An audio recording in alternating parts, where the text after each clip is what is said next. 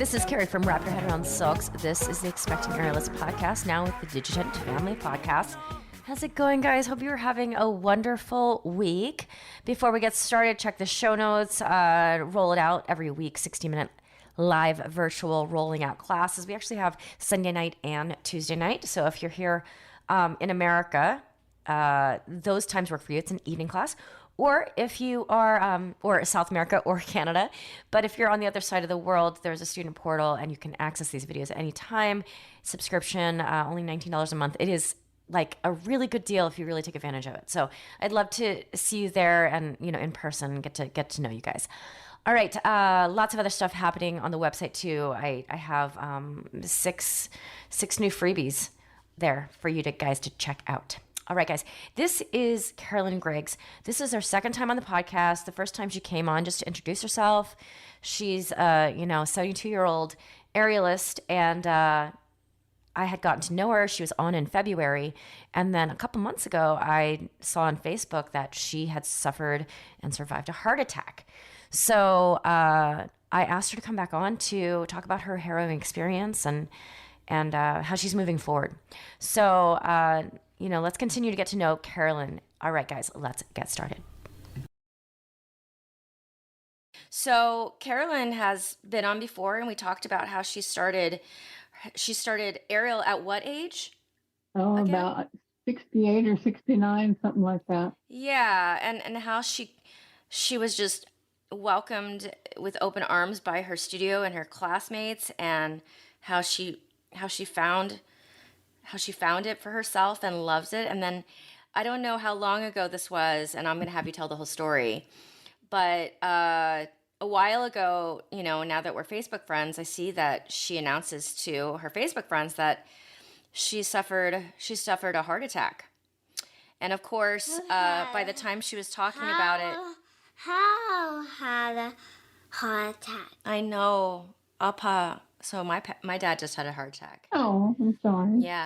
Yeah, he's fine. Good. They had to go in and do laparoscopic and change his stint. I was sick too. Yeah, you were sick. So the reason why we couldn't go to Hawaii with my parents is because he had a heart attack the week before. Yeah. So it's very close to home. Two of us were sick. Yeah, then we got really sick when we came back. Can you let me you let me ask the questions? Is that okay? Then you had to take care upon me. Yeah, I had to take care of Appa and the bean. So by the time you were writing about it, it was clear that you had survived it.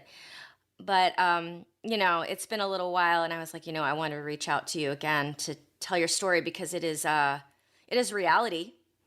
And it's something that, along with that dirty word called menopause, we are not, no one talks about it, and then it hits you, or, and it's like we don't know enough about these experiences. So I'm going to mute ourselves so Bean doesn't interrupt you. But I'd love for you to just go back and tell us the story, and also how it felt, because this is something that I have not experienced in my life. So I'd love to hear. Okay, you want all the details? Your story. I want all. We, as in all of us aerials, we want the details. And yeah. we're going to Chick-fil-A and Cube. We're going to Chick-fil-A later for lunch? And Cube and Chick-fil-A today. Okay, all right. We're going to listen to Carolyn, okay? Okay. All right. Okay, it was May 8th, a Monday. And I went to work, and during work, I climbed up in stairs, I don't know how many times during the day. And then after work, I went to aerial, and that was my silks class. And I had a really good class. I had a really good time. Everything was great. I came home, ate dinner, ate pizza, and I started having weird feelings across my chest. It didn't hurt. It just felt really different and not right, like something was not right at all. So I told my son I wasn't feeling good. And he said, we both decided, well, let's play some games. So we played backgammon and a game of Scrabble. And when we finished, I said, I got to call 911. And he said, what for? I said, something's wrong. Something's really wrong. And still nothing hurt. It just, my chest felt like really weird, like it was like I was just not going to be there much longer. So I called 911 and they came and I was in the ambulance and my son went with me and he said I talked to them the whole time. I answered their questions. I was very coherent. I got to the hospital. I was answering their questions and I don't remember anything past telling him I was calling 911. And Wow. apparently at the hospital, they did something and saw that my main artery was 100% blocked and the next one Wow. was 70% blocked. Wow. And at the hospital, I had my heart attack there, and I actually died and was dead for 2 minutes.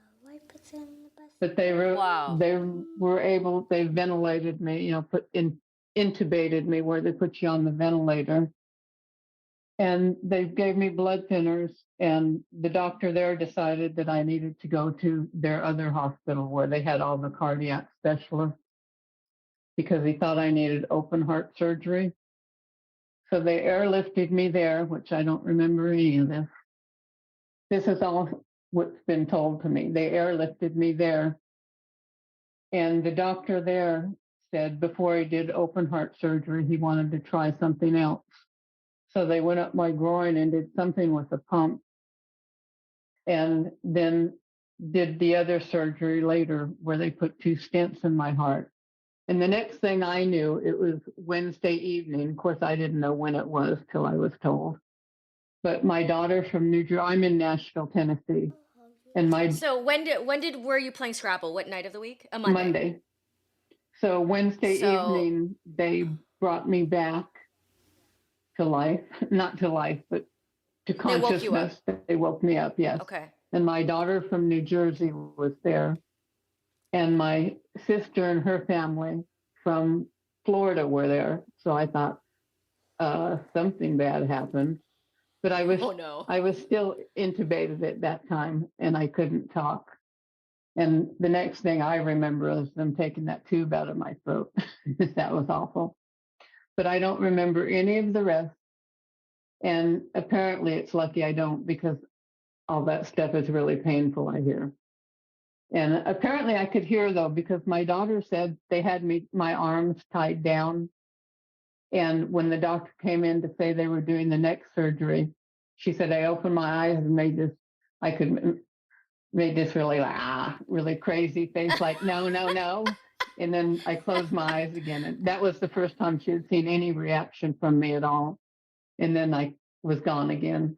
And so when I woke up and everyone was there, they were all telling me bits and pieces what happened, but I still didn't really know.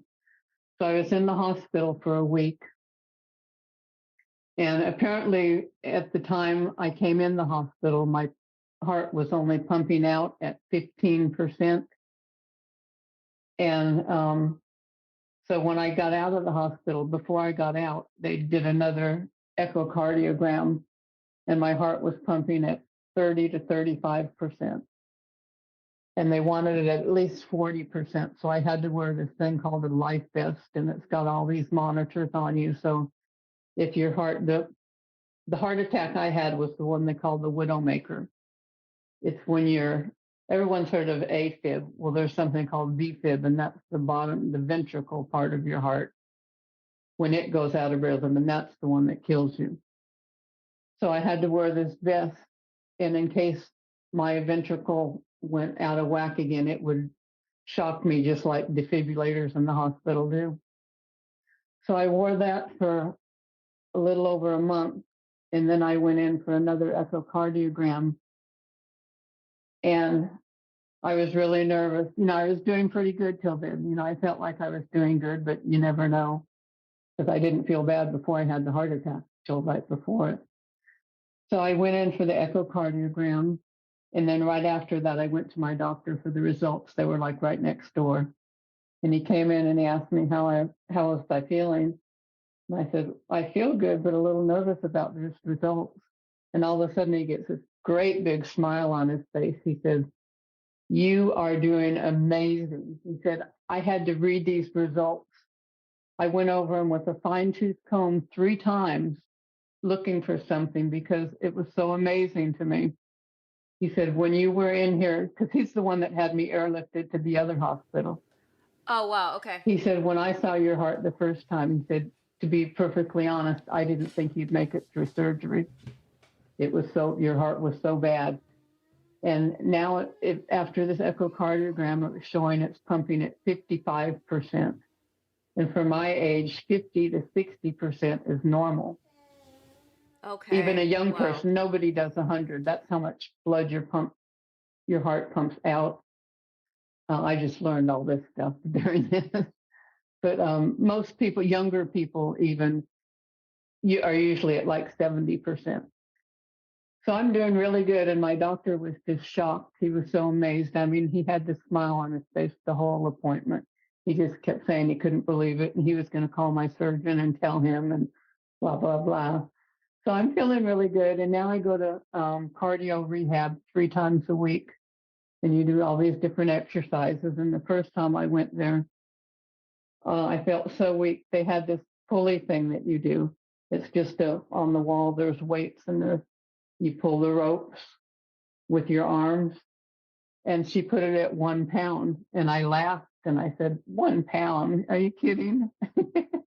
So then I did the 1 pound. And at first it's fine. And then after like a few seconds, about a minute, because you have to do it for 6 minutes, after the first minute, it felt like they were about 10 pounds each. And then after the 6th minute, it felt like they were about 100 pounds each. Are you just holding it static or are you doing reps? You're doing reps. You're doing with your arms, like pulling them one at a time. Oh, I see. And it was so hard. And everything I did, I just felt like such a weakling. And everybody's always commented about how strong I am, because of how old I am. And I felt so weak. But now I'm up to 4 pounds on each arm has a weight. So it's like a total of 8 pounds I'm up to now. And I'm up to level 3 on a lot of the machines and level 4 on a couple of them. So I'm really progressing good. I mean, that exercise is kind of like it's a lot of pulling up a weight bag on a pulley system. Yeah. Right? Right. But for 6 minutes straight? Yeah. And then that's kind of a lot, actually. It seemed like it at the time, but now it's not. So now I'm up to 7 minutes at a time. And you also do the treadmill and a rowing machine and a recumbent bike and what they call a new step. It's kind of like a elliptical, only you're not standing up, you're sitting down and doing with your feet and hands. My dad is he's a retired cardiologist. So when I was a kid, he had a cardiac rehab PT space in his office, and I would play on all the machines. Oh, so you're... Yes. Yeah, I know. Like the sitting hand bike, I would play with that. I loved how if I, this was back in the 90s, I pedal the fan bike and it fans and it shoots air at me. Oh. We don't have that. You know what I'm saying? They have the front wheel is a fan. Actually, there's one of those in there, but it doesn't work. I guess it's old. It's just sitting in there. Yeah. I mean, I don't know if they use these things anymore, but I used to play on this thing constantly because what am I supposed to do? My parents bring me to, air quotes work. So because they don't have a babysitter and, I'm playing on these machines. The other thought that I was having is I interviewed my friend Sarah Romanovsky 2 years ago about her injury. She fell off a lyra 30 feet. And I fell off the lyra. Oh, you fell off a lyra 2 inches, Bean. she's practicing holding onto the bottom, and she's like, my hands hurt. I was like, that's what the adults say too. So she fell, and she doesn't remember anything after letting go of the lyra. And it's just so interesting to me what the brain does. Yeah. Because obviously your eyes were open, you were answering questions, but you have no recollection. It's, is that like your body's mechanism for just self-preservation? That's what I think, because Okay. I understand that a lot of stuff I went through was very painful. So I guess my brain was telling me, you don't want to know this. Because if you don't remember, you didn't really experience it. Right. I mean,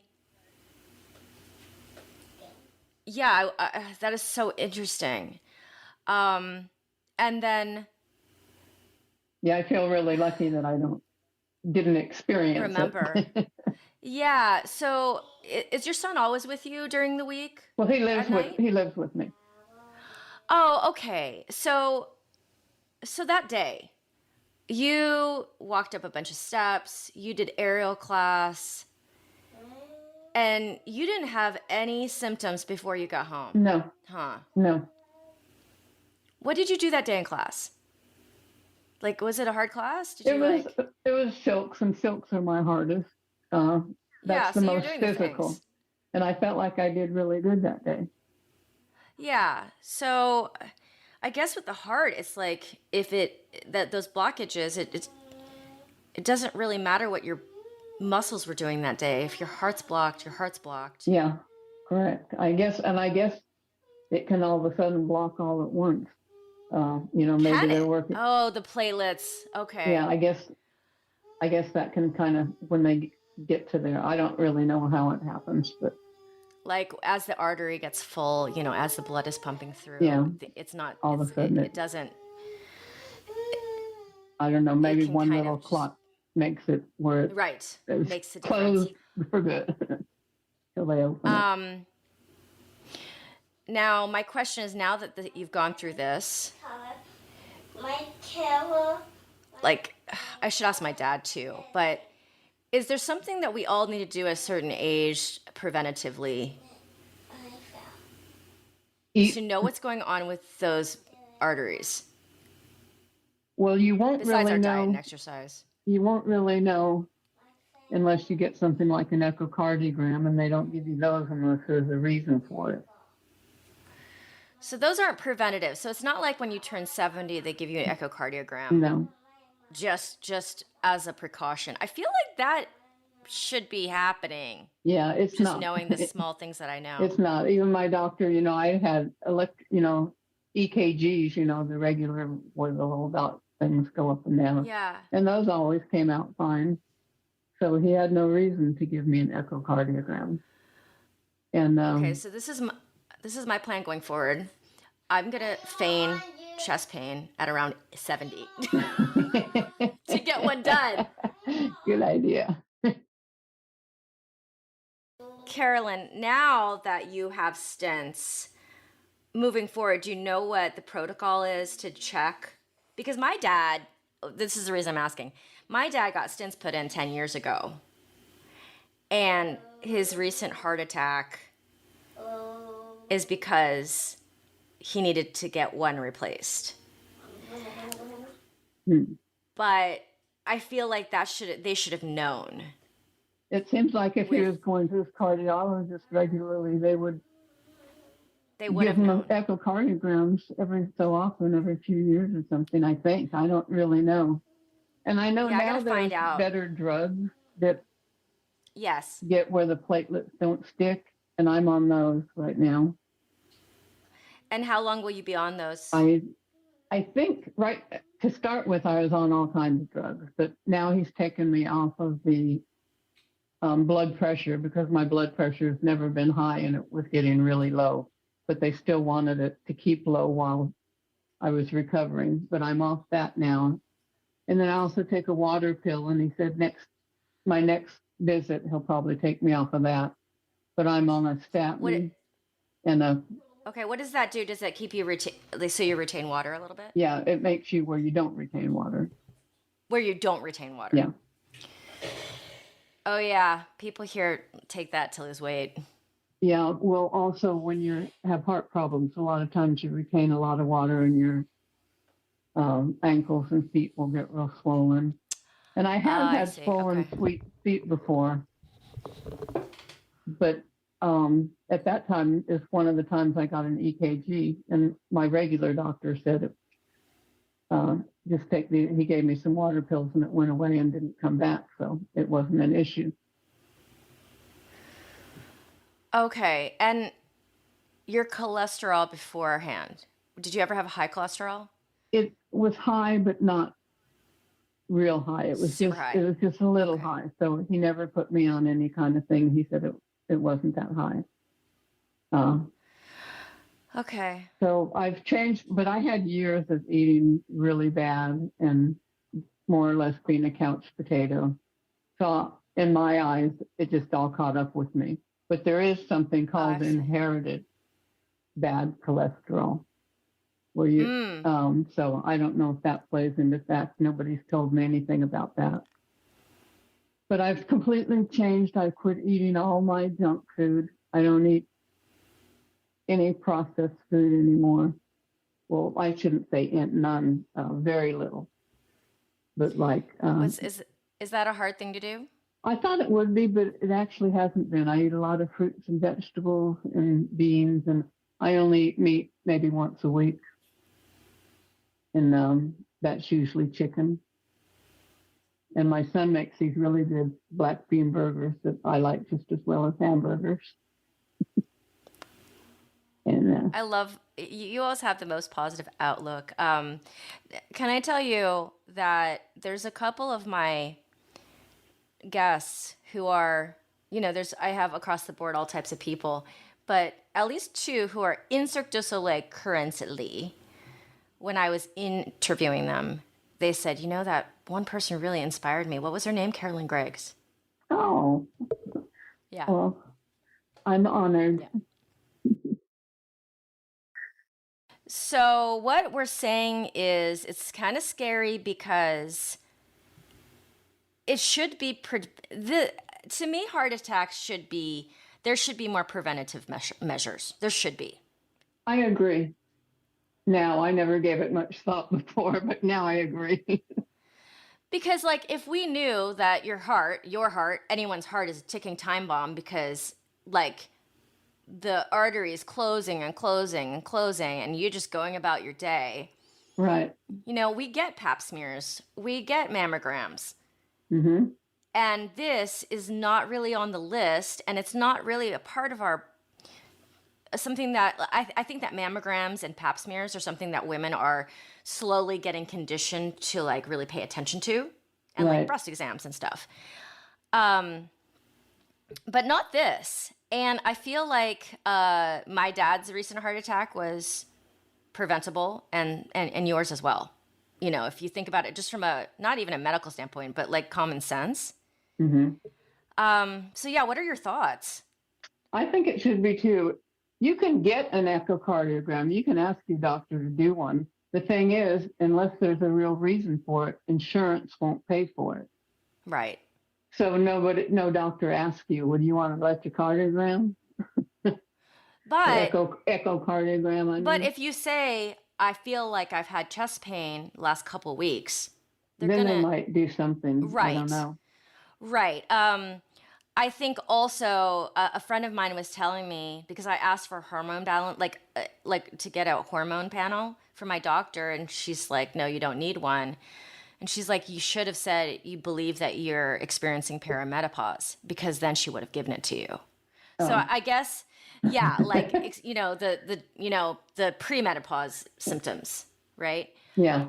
So I feel like in this whole idea of advocating for ourselves, we just have to kind of know these things going in, that the doctors they're not really in a position where they're trying to navigate your overall holistic health.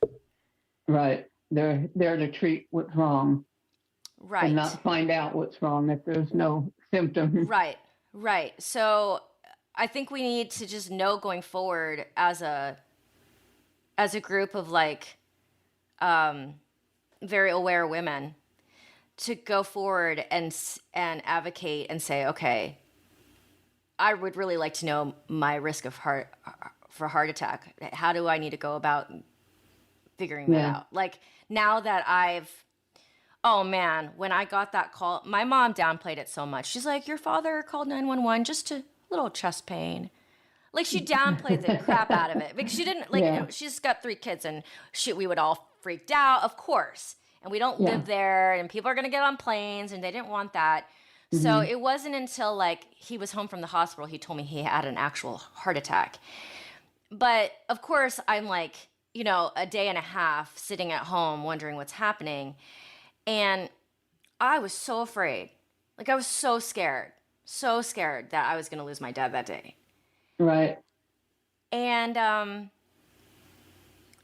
over something that, he obviously had stents before. They just, modern medicine is amazing. They, just if they had known that the stent was failing or that it was getting blocked even with the stent, they would have gone in there and fixed it. And he didn't need open heart surgery. They went through his groin or his belly button, right? Yeah. And they went in and fixed it. So, yeah, it was really scary for me. And I'm sure your kids and family felt the same. Oh, yeah. The doctor told my daughter if she wanted to see me again, she better get there. Oh, my That's God. how scary it was for her. Yeah, did she, like, jump on a plane? Like, how far is Yeah. that? Yeah. Yeah. She jumped on the plane and she was there when I woke up. So you were obviously happy to see your family, but you were like, okay, what happened? Yeah. Yeah. That was my exact thought. Everybody's here. Something bad happened. Like, they're just staring at you and you're like, I oh, had my no God. idea what it was. Do you have any advice for people out there who are, getting into that age range between 50 and 70 and doing the aerial? Like, what are your thoughts? Well, obviously, eat well, eat nutritionally, and get rid of all the junk. And exercise, but also pay attention to your body. If something doesn't feel right, get it checked out. Because I've always been the type of person, I'll be fine. And, if that would have been a lot lesser of a feeling, I would have thought I'll be fine in the morning and I would have gone to bed and wouldn't be here now. But it was such a different feeling for me. I'd never felt anything like it. And I can't really describe what it was because it wasn't pain and it wasn't pressure. It was more like just a weakness, like I wasn't going to be able to move anymore or something. I don't know. I can't really describe what it was, but it was something I had never felt before. And I just knew something was terribly wrong. For me to call 911, it had to be terribly wrong. It's interesting because I've always assumed that when people have heart attacks, like my dad like was able to talk to my mom like while he was like he felt like somebody in his case had like a truck ran over his chest. Like Yeah, I always hear that too. But when you were having your actual heart attack, you don't remember it. Yeah, I was out at that time. Oh my God, so much. And they airlifted you because where you live in Nashville, but there are big hospitals there. Yeah, I went to a big hospital and they have a cardiac unit there. But the hospital I went to is named Skyline, and the other hospital, Centennial, has a unit there at Skyline, a section there. But they do all of their other stuff. And this other hospital is in Nashville too. It's only about probably 10 miles from the other one. But they wanted me to get there quickly, so they airlifted me. Is that the first time you've been in a helicopter? No, I was in a helicopter once before on a sightseeing thing. This one I didn't see any sights. I don't even remember being in it. Oh my God. And so you're in cardiac rehab 3 times a week. This is the problem with my dad being a doctor. He believes that he can do it on his own. So he's not going in. He's like, oh, he needs to go in. I actually enjoy going in. There's a bunch of other people that are going through the same stuff I am. We all have different stories, but we all have heart attacks. Well, he's kind of complaining about the drive because it's like a really big drive, like it's an hour drive to and from. And I'm just like, my dad is 10 minutes. Yeah, my dad's just such a.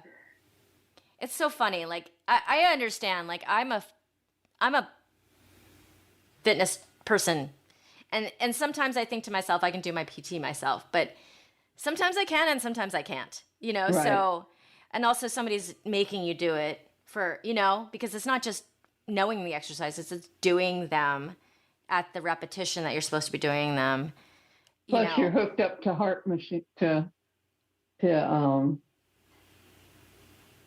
can see what's going on. Yeah, and so they know, and they check your blood pressure when you first go in after each machine, and then after that it's every 3 machines. There are 6 machines, so they do it when you come in. I need to talk to after the 3rd machine and after the last machine. So they check your blood pressure and all that. Yeah, I need to speak to him because I feel like that's not happening. Why would that be happening if he goes to YMCA and does his exercises, right? It's like not the same. It is not the same at all. Right. Well, the other thing that my thoughts are on this, which is not surprising, this is just common sense. If we were, as humans, the same way like mammograms, you have to get one at 45 now. And you have, you're supposed to, the insurance pays for a pap smear every 2 years now, I believe, for women after their period. Like the amount of money that your insurance, that your heart attack cost, right? Oh boy. Right. Plus all the PT. Mm-hmm. Yeah, the echocardiogram would have been a whole lot cheaper. Right. And then a stent surgery. Yeah. Those 2 things would have been a whole lot cheaper than a ambulance, doctor, airlift. I don't even know how much an airlift costs because I know how ambulances are so expensive. You wouldn't believe it. Do you have a number for me? Well, I saw the bill. This isn't what the insurance pays, though. You know how they'll send you a bill and your bill was like $5,000, but the insurance only pays like $400, and that's what they agree to. Yeah. Well, the airlift bill was $50,000. What? But what the insurance paid was something like $1,000. I can't remember, something like that. But the original bill was $50,000, and I don't know how they get away with that. What is that supposed to just make it look like we've saved so much money? If I didn't have insurance, would it have cost me $50,000? Okay, so wait, how much did it cost? How much did it cost you? It didn't cost me anything. Okay, so you just know how much it cost the insurance. Yeah, I just saw the bill where what the insurance paid. You know how they send you what they paid. What? 50,000? I mean, I guess that's not surprising, but whoa. That's okay. what I thought. Are you kidding me? So then you had the surgery, and you have how many weeks of 3 times a week cardiac rehab? I have 36 sessions, so that's like 3 months.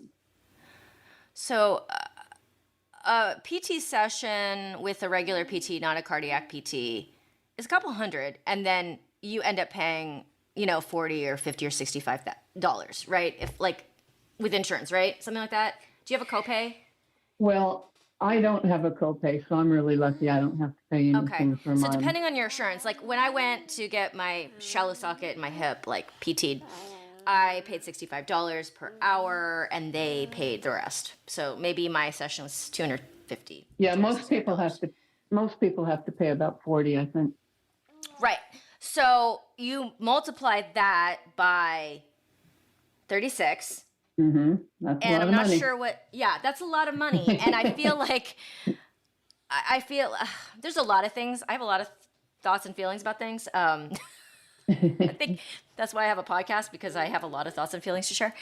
But man, an echocardiogram plus a stents, laparoscopic surgery would have been a lot cheaper for the insurance company, would have been a lot less scary for you, would have been better all around. So, those are my thoughts.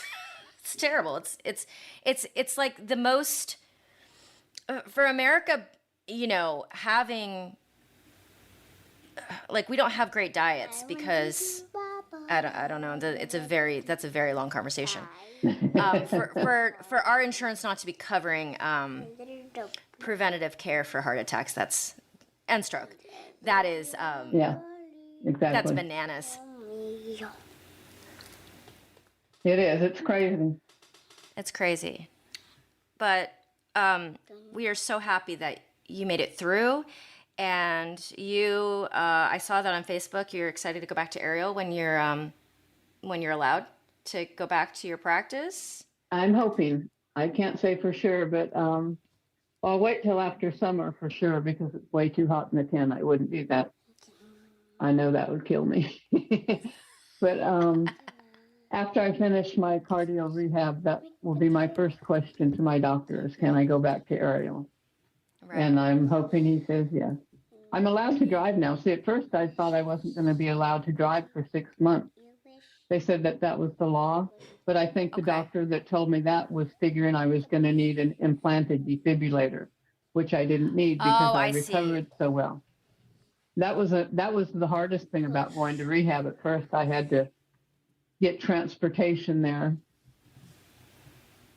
And you wait for these medical transports to get you, and sometimes it's an hour before they pick you up. And so then when that ran out, I had to Uber everywhere. The medical transport only took me to the rehab. They didn't take me, like if I had to go to the store. Any of that stuff, you had to Uber. So I was really happy to be able to drive again. And so my next goal was getting back up in the air to aerial. I love it. And also thank God for Uber, because at least even though it's pricey, you can get a ride and not be completely dependent on your friends and family.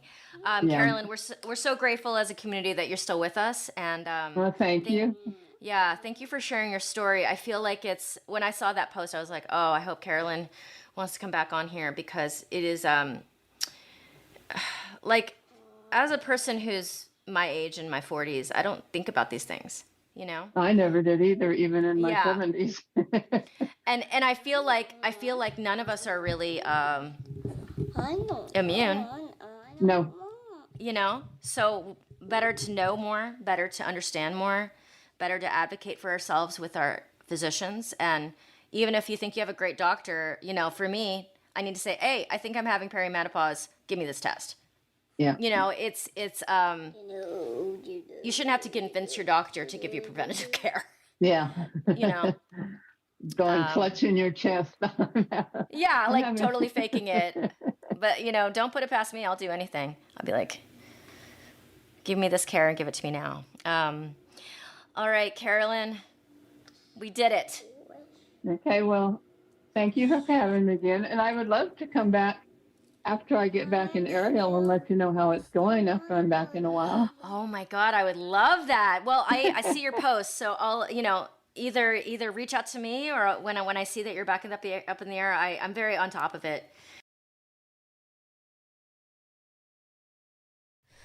Carolyn, you are a warrior. Oh my goodness. I am just so happy to hear that you're on the mend and that you're doing your rehab. And, you know, we'll hopefully hear from you again when you've returned back to the air. All right, my friends, thank you so much for being here with me. Check out the show notes for the links for Roll It Out. I also have a 2-3-part video series, one aerial rehab and one for beginner to intermediate silks. Silks if you want to learn at home or at your home studio from me. And if you would honor me with a 5-star rating and a review, wherever you get your podcasts, and check out my other podcast, Greener Grass. It is much broader. We talk about everything. I also gab with my co-host Kelly about anything and everything. And, you know, it's fun when you're, you know, hopefully accompanying you on your walks or laundry or dishes, etc. All right, my friends, have an amazing week. I will see you guys next time. Over and out. This is Carrie. This is the Expecting Parents Podcast.